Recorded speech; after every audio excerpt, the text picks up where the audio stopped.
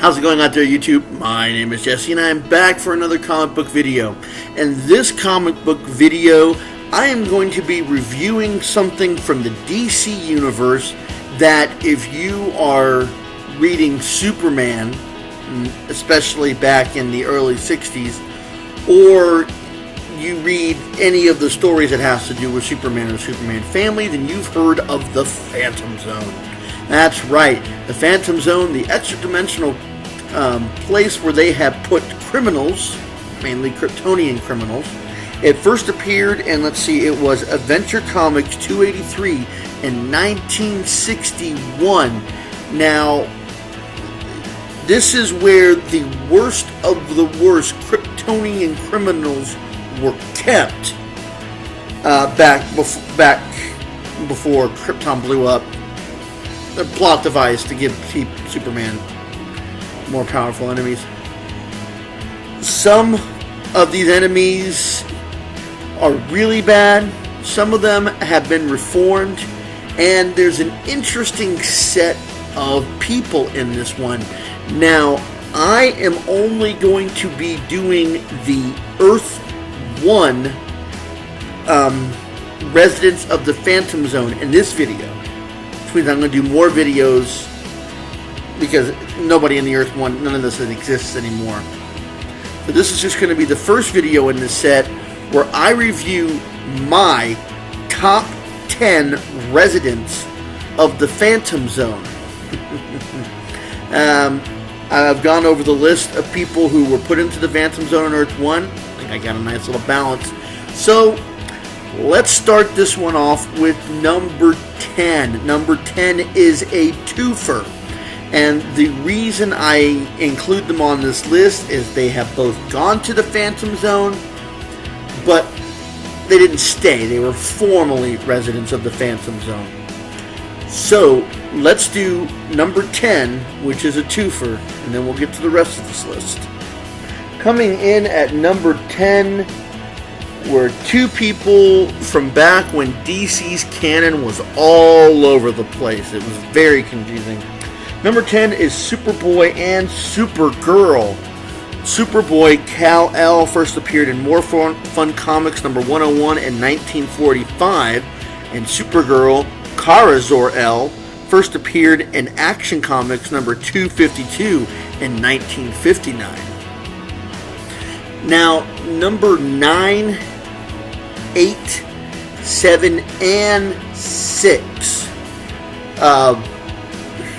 Not so much with 9. They decided to become good after their release. Not so much with number 9, but definitely 8, 7, and 6. In fact, 6 tried to even do things that were for the better. But these next 4 were all released from the Phantom Zone. So let's go over these next 4. Coming in at number 9, Quix-Yule. So I probably just completely screwed that up. Quix first appeared in Superman 157 in 1962. After being accused of and confessing to a crime of killing endangered species because of their healing abilities, he was sentenced to 25 years in the Phantom Zone. We later found out that he was manipulated into confessing that he did it, even though he didn't. When he got released from the Phantom Zone, he was very ungrateful to Superman and attempted to take his revenge on him by exposing him to gold kryptonite. When he realized that Superman found out that he was manipulated, he sacrificed himself by tossing himself onto the gold kryptonite.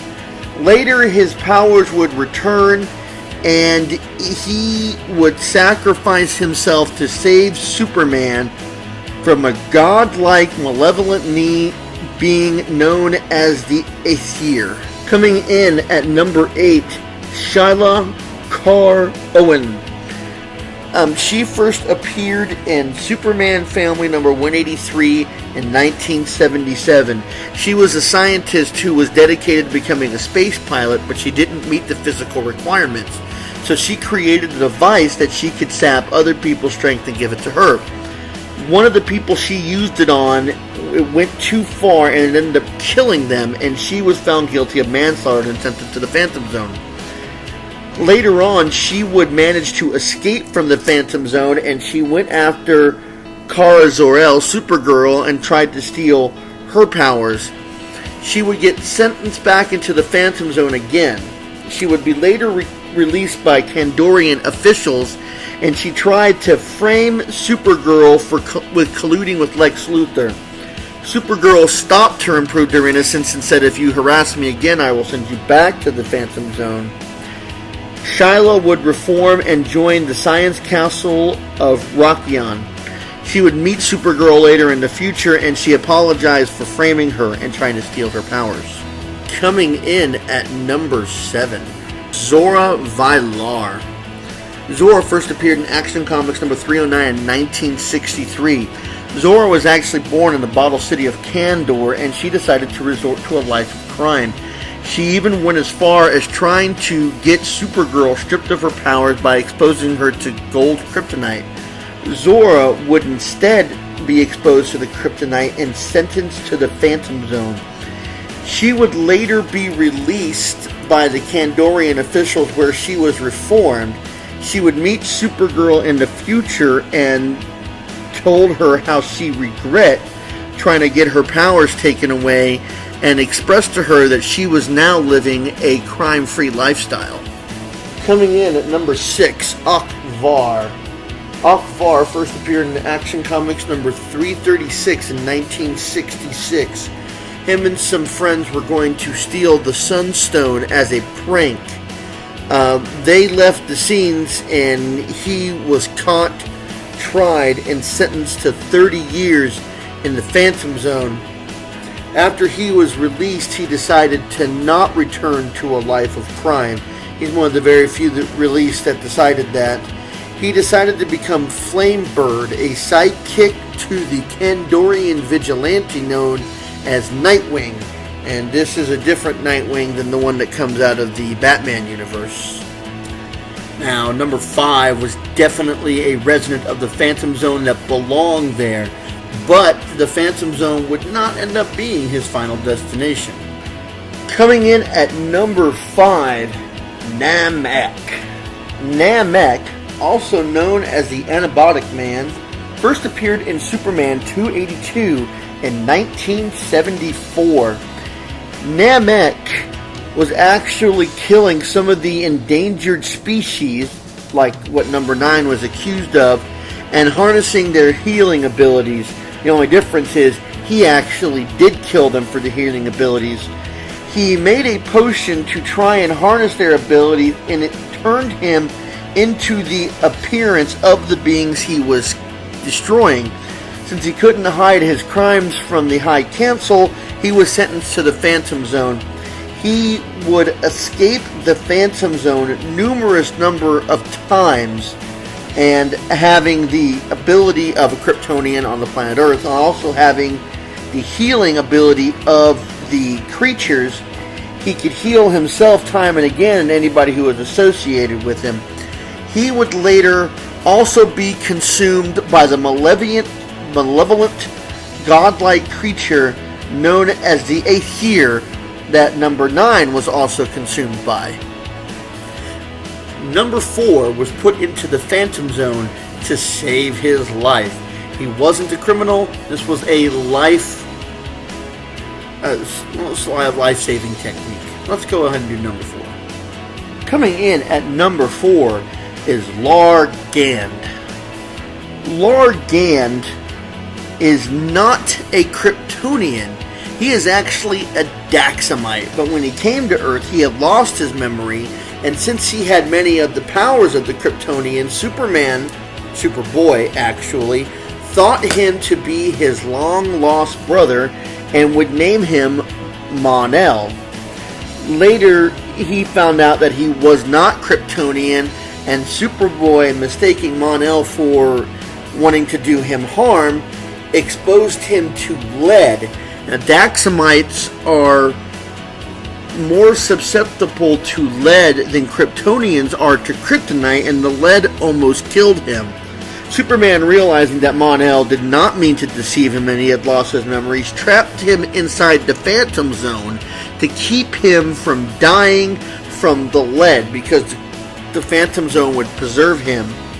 He stayed in the Phantom Zone for 1,000 years before he would be released in the future by the Legion of Superheroes. He would join them and be considered one of the original members. They were going to call him Marvel Boy, or Marvel Lad, but he decided to go as Mon-El and became a superhero of the future.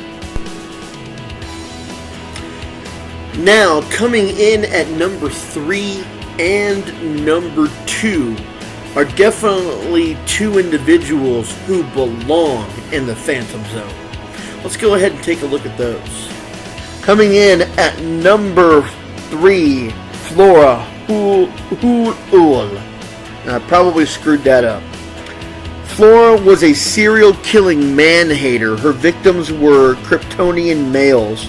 She did kill a total of 23 before she was arrested.